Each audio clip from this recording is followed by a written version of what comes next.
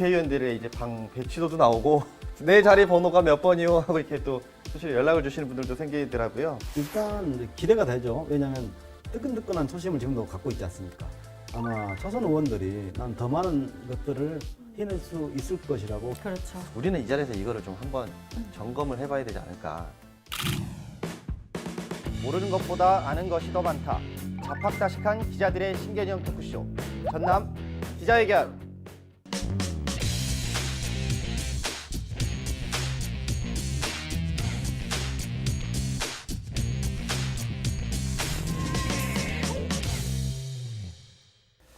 네, 지난 한 주도 다들 잘 지내셨나요? 네. 잘 지냈습니다. 네, 우리 3주 만에 보죠. 어땠어요? 3주 동안 어떻게?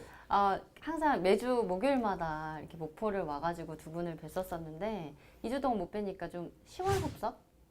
시원은 뭘까요? 시원섭섭 하더라고요. 그런데 이제 2주 동안 이제 전담 기자회견 다음에 출연할 때 이런 얘기 해야겠다 공부하면서 보낸 것 같아요. 사람이 공간을 이동한다는 게 뭐 쉽지 않은 일이에요, 사실. 그 최근에 또 이제 국회가 임기를 본격적으로 시작을 했습니다. 근데 또 시작부터 좀 많이 시끌시끌했죠. 보셨을 그래서 논란이 좀 있었었잖아요.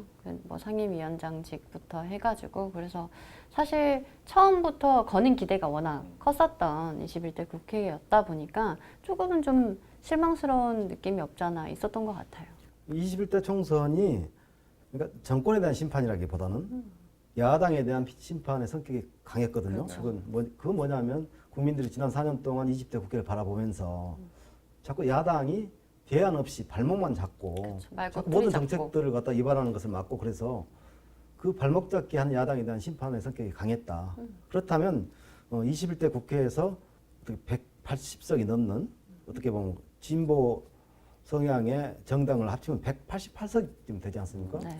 이렇게 표를 몰아준 이유는 그런 발목 잡기를 단호히 거부하고 국민의 여망대로 법과 제도를 입법화하고 개혁 입법을 해라 이런 명령이라고 생각하거든요. 그래서 그런 취지대로 당연히 따라야 되지 않을까 네. 그렇게 봅니다. 근데 뭐 지금 최근에 보니까 뭐 미래통합당 같은 경우는 이제 김종인 체제로 좀 바뀌면서 좀 어떻게 보면 좀 이렇게 혁신하겠다 뭐 그렇죠. 이런 의지들도 좀 보여주고 있어요. 이분이 이제 중진 의원이다 보니까 이분이 이제 비대위원장직을 하면 윗세대를 결집을 시키고 그리고 또 아랫세대를 이렇게 아우를 수 있는 역할을 충분히 수행하실 수만 있다면 다행이겠지만 사실 쉽지 않으시겠구나라는 생각이 좀 들었거든요. 이유가 이제 통합당 장제원 의원이 SNS에 이제 글을 하나 남겼는데 뭐 보수, 자유, 우파라는 말을 쓰지 말라고 한다. 보수의 가치를 부정하는 거냐 이렇게 비난을 공개적으로 했어요. 그래서 임기 초반이지만 통합당 의원들이 이렇게 잘 쉽게 따라주지는 않겠다 이런 생각이 좀 들더라고요. 저는 개인적으로 좀 기대가 있어요. 그러니까는 여야 중간에서 누군가는 좀 소통의 길을 터줄 수 있는 사람이 분명히 좀 필요하다라고 생각을 하거든요. 그러니까 뭐 예전에 20대 국회 때도 뭐 야당이 너무 발목 잡는 거 아니냐는 비판을 받았던 것만큼 그만큼 소통이 안 됐기 때문에 아예 그냥 불통인 상태로 서로가 갈라졌다라고 저는 봐요. 근데 이번 같은 경우는 최소한 그래도 중간에 소통할 수 있는 길 하나 정도는 터줬다. 전 요거로 일단은 뭐 봐야 되지 않을까. 김종인 대표가 뭐 앞으로 어떻게 비대위원장이 갈지는 모르겠지만 그래도 뭐 최소한의 한 가지는 중간 역할을 해주지 않겠나 이런 기대는 있습니다. 야당에서 또 정무장관직 신설을 뭐 대통령에게 건의를 했었고 그걸 아마 신설하는 쪽으로 이렇게 방향을 잡은 것 같아요. 그러면 정무장관이 어떻게 보면 여야의 어떤 그런 지렛대 역할, 다리 역할을 하면서 그 소통의 문제를 해결하지 않을까 뭐 그런 기대도 좀 해봅니다. 네, 일단 그래서 오늘은 21대 국회 개원을 계기로 전남 지역에 좀 필요한 내용들, 현안 사업이 어떤 건지 또 이에 필요한 법안들은 또 뭐가 있는지 이런 것들을 좀 저희가 함께 이야기를 나눠보는 시간을 좀 마련해 보도록 하겠습니다. 영상으로 먼저 확인해 보겠습니다.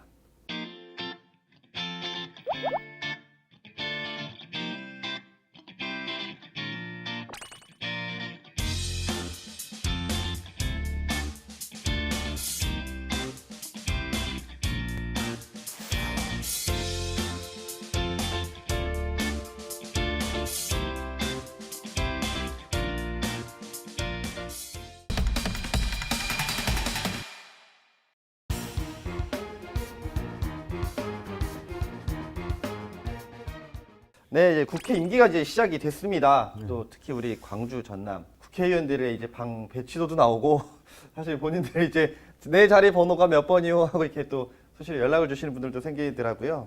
뭐 층수가 높을수록 좋은 건지 뭐 모르겠는데 좀 어떠세요? 좀 이렇게 우리 이제 국회의원들 이렇게 또 국회 입성한 모습을 봤을 때. 일단 기대가 되죠. 왜냐하면 그런 초심을 뜨끈뜨끈한 초심을 지금도 갖고 있지 않습니까? 그런 열정을 갖고 있기 때문에 아마 초선 의원들이 난 더 많은 것들을 해낼 수 있을 것이라고 기대를 합니다. 왜냐하면 자꾸 사람은 그래요. 뭐 초선이다 좀 평가절하는 맞아. 말이거든요. 근데 그러면 모든 거 우린 초선이지 않습니까? 우리 인생 사는 매일이 그러잖아요.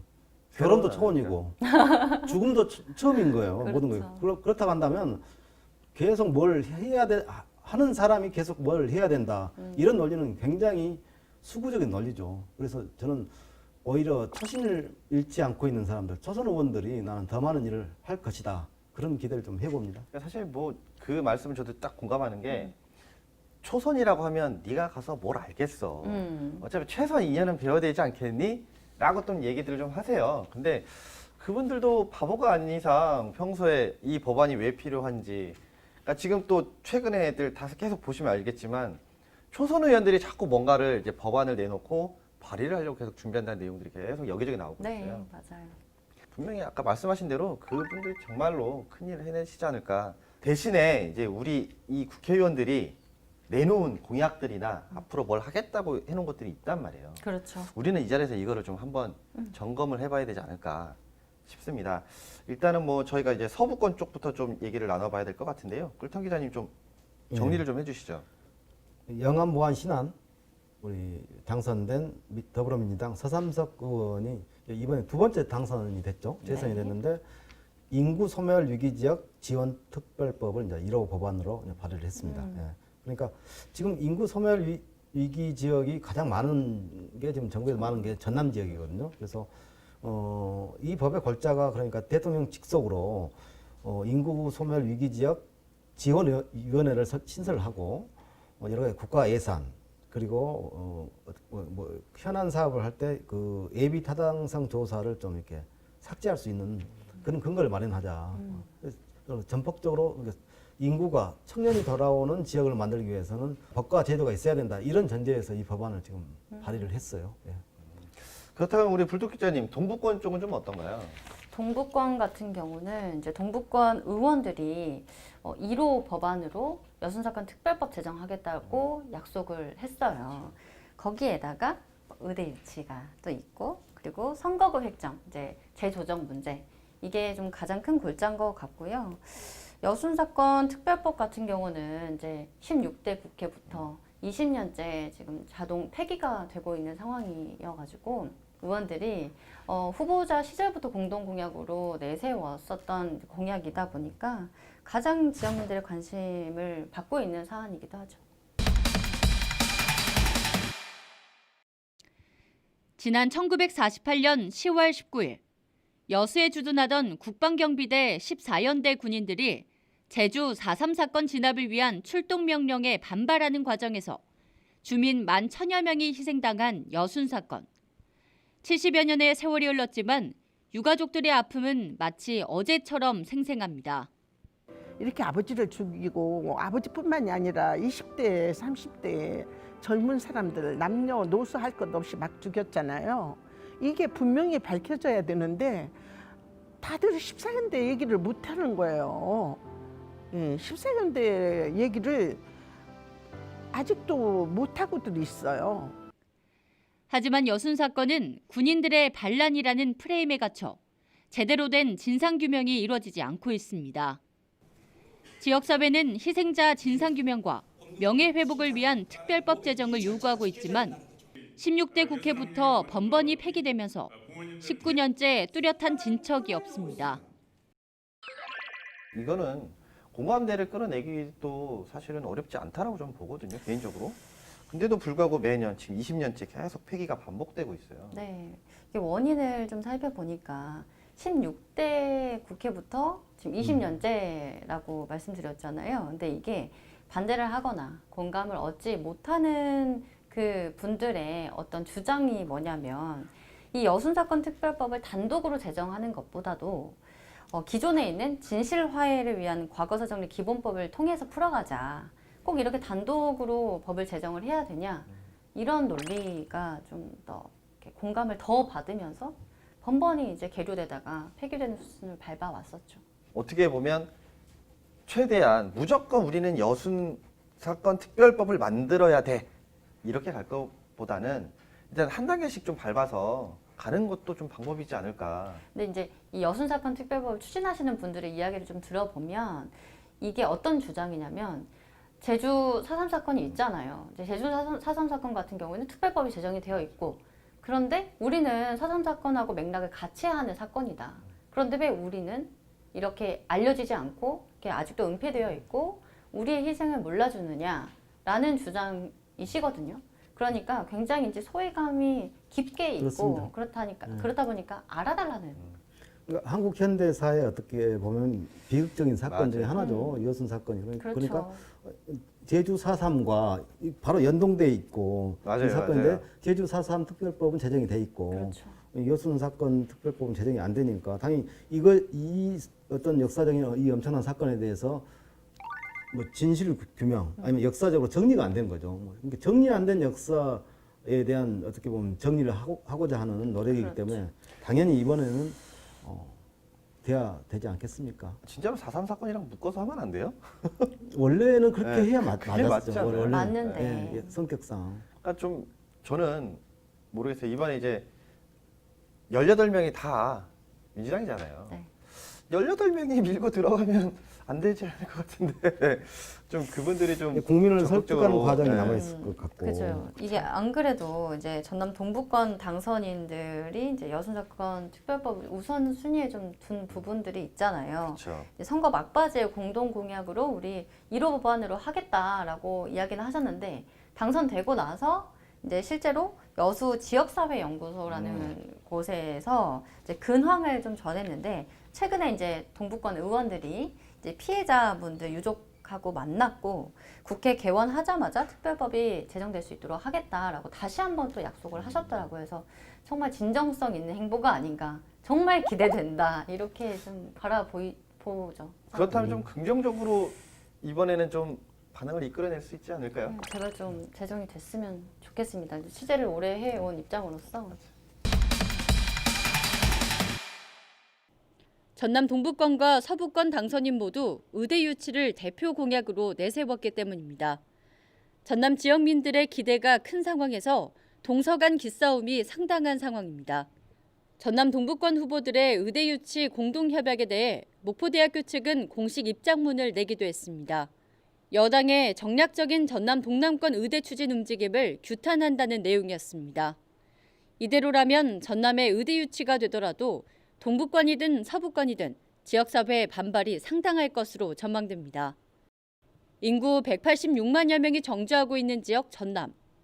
전남 의과대학과 대학병원 설립 공약은 어떤 당선인이 지키게 될지 지역사회에 이목이 집중되고 있습니다. 그리고 또 우리 지역에서 또 빼놓을 수 없는 얘기가 또 있습니다. 사실 이건 뭐 서남권, 뭐 동부권 할 것 없죠. 의대입니다. 의대. 네. 의대 의과대학 설립에 대한 건데 사실은 뭐 얘기는 오래됐어요. 뭐 목대에서 뭐 이걸 유치를 해야 된다, 뭐 순대에 들어와야 된다, 뭐 우리 동네에 들어와야 된다, 뭐에 필요하다. 그렇죠. 근데 사실 의견들이 좀 많이 갈리고 있는데 모르겠어요. 그러니까 좀 최근에는 좀 화합의 모습들도 좀 보였지만 이 조정은 쉽지 않아 보이거든요. 그러니까 서삼석 의원이 발의한 인구 소멸 위기 지역 지원 특별법 안에도 의과대 부분이 들어가 있습니다. 그래서 의과대학 병원을 신설하고 또 학교도 신설하자 이런 뭐 특례를 만들어 놨죠. 근데 최근 정부가 이번에 코로나19 어떻게 보면 그 세계적 대유행 이 사태를 겪으면서 공공의료 서비스를 어떻게 시스템을 구축할 것인가 이 고민들을 많이 하고 있거든요. 그래서 이제 500명 이상 현재 의대 정원에서 500명 이상을 지원을 해야겠다. 이런 보도가 지금 나오고 있습니다. 그래서 최소 1000명까지도 의대 정원을 좀 확대하겠다. 뭐 이런 보도가 나오고 있는데 아직 정식적으로 아직 발표는 되지 않고 있습니다. 사실 뭐 제 최근에 이제 들은 얘기인데 남원에서도 일단 이와 관련된 내용들이 좀 나오고 있어서 거기도 공공의료를 목적으로 한 대학 설립이 필요하다. 거기는 뭐 가시화됐다까지 뭐 또 얘기가 나오고 있어서 그러니까 2018년도에 서남 그 의대 폐교. 49명이 정원이 있는 서남대가 폐교되면서부터 네. 전북 지역에서는 뭐 공공의대를 설립한다. 아니면 남원의료원을 뭐 국립의료원으로 습격하겠다. 이런 얘기 나왔는데 그 당시에 서울시에서도 서남대를 인수하려고 하는 것들을 구체적으로 추진을 했다는 네, 걸 그러다가 알았어요. 이제 네. 폐지가 됐었죠. 폐지가 되고 네. 최근에 박원순 서울시장께서 뭐 그런 얘기를 했죠. 네. 아무튼 시립대학, 서울 시립대학이 있는데 여기에 어떻게 보면 그쵸. 의대를 좀 전국 최초로 해야겠다. 지자체 차원의 공공의대. 공공의대를 설립하겠다 이렇게 했어요. 근데 가능할까요 그게? 정부가 일단 지금 보도가 나오고 있는 걸 보면 500명 이상 의대 정원을 어떻게 보면 늘리겠다고 했으니까 굉장히 어떻게 보면 일단 구체화 될 것 같아요. 그러니까 현재 연간 1989년 이후에 연간 의대 정원이 3,058명으로 묶여 있어요. 이게 지금 이제 어떻게 보면 31년 만에 의대 정원을 늘리겠다는 거거든요. 단지 이제 의사협회는 반대하고 있죠. 그렇죠. 의대 정원 늘리는 것을. 너무한 거 아닙니까? 솔직히 자기들 밥그릇 그렇죠. 없어질까봐 반대하는 거잖아요. 맞아요. 꼭 그것만 아니에요. 그러면요? 그러니까 의사협회에서는 이렇게 얘기를 해요. 2030년이 되면은 의사가 전국 최소 수요 대비해서 7,600명 가량 부족해진다고 정부는 추산을 하고 있지만 인구는 줄어드는데 의사 수만 확대해 놓으면 나중에 공급 과잉 상태가 된다. 근데 저는 좀 반대라고 봐요. 그러니까는 저도요. 뭐 예를 들자면 본인들은 다 뭐 사람들이 많이 몰려 있는 수도권이나 뭐 이런 대도시에서 병원을 차리거나 그런 의료원을 들어가거나 하지만 정작 그분들이 시골에 있는 의료원이나 그렇죠. 뭐 작은 병원이나 보건소나 오시지 않고 있거든요. 그러니까 정작 우리 전남만 봐도 너무 부족해요. 의사 선생님들이. 뭐 의사협회에 전혀 통하지 않는 이유는 그냥 딱 한 가지인 것 같아요. 뭐 밥그릇 싸움 이런 것도 뭐 있겠지만은 전문의 과정까지 봤는데 뭐 15년 정도 걸린다고 하고 최소한 10년 걸리죠. 최소한 10년. 배워온 뭐 시간, 그다음에 교육에 사용된 뭐 비용 이런 것까지 전반적으로 좀 보상 심리가 계속해서 작용이 되지 않나. 그래서 이분들한테는 그런 이야기가 전혀 통하지 않는 게 아닐까. 우리는 공공의료가 아직도 부족하다. 전남 지역엔 특히 취약하다라고 하는데 이제 아까 깜죽 기자님 말씀하셨던 것처럼 그래요. 그래서 배워서 개원하면 정년도 없고 계속해서 의사는 유지가 되고 있고 근데 뭐 이렇게 지방으로 내려오는 의사는 없고 그리고 더 큰 문제는 지난 20대 국회 때 국립보건의료대학 및 국립보건의료대학병원의 설치 운영에 관한 법률 이정현 의원이 발의했어요. 네네. 2016년에. 그리고 또 국공립 공공의료 전담 의과대학병원의 설치 운영에 관한 법률. 또 한 가지가 있어요. 경남인데 창원 산업의료대학 및 창원 산업의료대학 병원 설치 운영에 관한 법률. 이 세 가지가 다 폐기됐어요. 근데 창원의 의과대학을 만드는 것을 구체화해가지고 법률안까지 다 이미 다 발의가 된 거예요. 네. 이것마저도 안 됐거든요. 이것도 다시 살려야 되고 그리고 정부가 의대 정원을 확대한다면 모든 관련 법들을 다 개정해야 돼요. 네, 의대 정원을 늘리려면 그런 좀 복잡한 과정이 있죠. 네. 사실 뭐 이거는 좀 많은 논의도 필요할 것 같고요. 뭐 여러 가지 좀 이게 얘기 단순한 통해서 문제는 해야 될 아니에요. 좀 예. 우리가 도출해야 될 문제들도 있을 것 같아요. 근데 이제 저희가 이번에 좀 그래도 좀 어떻게 보면 좀 이 부분에 대해서 그래도 좀 희망을 갖고 있는 거는 사실 뭐 아시겠지만 우리 전남뿐만 아니라 이번에 좀 광주에서도 좀 이번에는 좀 도와주지 않겠나라는 사실 기대도 있거든요. 제가 듣기로는 광주에 의료원이 없어서 500병상 규모로 광주시가 의료원을 설립하겠다 이렇게 좀 한 것으로 알고 있어요. 사실 뭐 전 안 싸웠으면 좋겠어요. 제발. 지역 안에서만. 될 그것만 것도 안 없다고 되니까. 해도, 지역에서만 안 싸우면 저는 최소한 그래도 어느 정도 좀 가시화되는 얘기도 좀 있지 않겠나. 뭐 오늘도 우리가 이렇게 얘기를 하다 보니까 벌써 이번 시간을 좀 마쳐야 될 시간이 다가와 버렸습니다. 뭐 아직 나눠야 될 이야기도 분명히 많으실 것 같은데 제가 다음 시간에 이 내용은 좀 이어서 좀 가도록 하겠습니다. 다음 시간에 또 이어서 이 내용을 또 계속 가져갈 거니까요. 좀 우리 공부를 조금 더 하시고 네. 그리고 이 자리에서 다시 만나 뵙도록 하겠습니다. 지금까지 전남 기자회견이었습니다. 다음 시간에 다시 만나요.